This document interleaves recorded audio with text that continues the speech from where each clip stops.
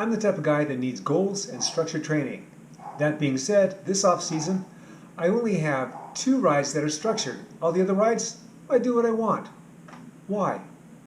When it comes to the off-season, there are 2 categories that I work on. The first category is, what during the past race season do I need to work on? The second is, what do I have to do to bring my body back in balance? Cycling is a linear sport. No side-to-side movements. Certainly you're not using your upper body in any appreciable way. So part of the work I do in the off-season has to include movements that bring my body back into balance. But let's first start with what I mentioned at the beginning of this video, riding. The 2 structured workouts that I have are in the middle of the week. The first is based on that first category that I mentioned. What do I need to work on based on this last racing season? Well, that's flatland power, and that's where the 2x20s come in. What's the intensity I've used for those 2x20s? Well, that depends on the month.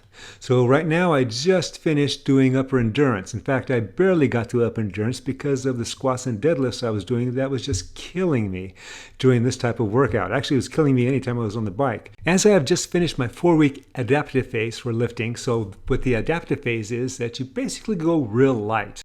That way your body and your muscles get used to the new movements and you help limit any limiters that may exist. Even though it crushes my legs when I get on the bike, by the time that 4th week comes around, my legs are doing a lot better with lifting and riding. Not perfect, but a lot better. The second and last structured ride of the week, in which I'm riding for about 4 times a week, are 4x4s. 4 minutes on, 4 minutes off at VO2 max effort. Why am I doing this type of work during the off season? Well, the first reason, I'm old.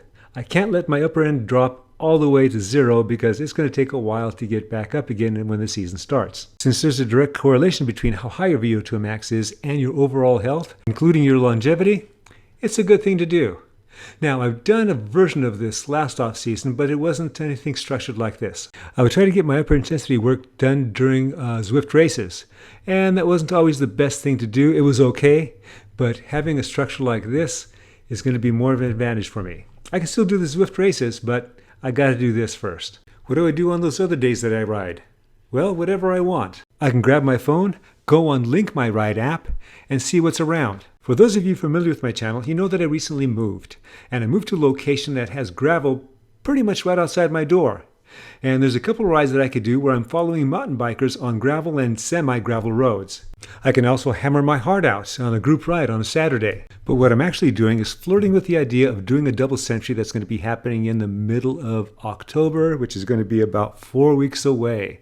I'll be giving details on my unstructured structured training with that in another video. By the way, what's looking on the screen right now is the Link My Ride app. There are 3 rides going on in my area.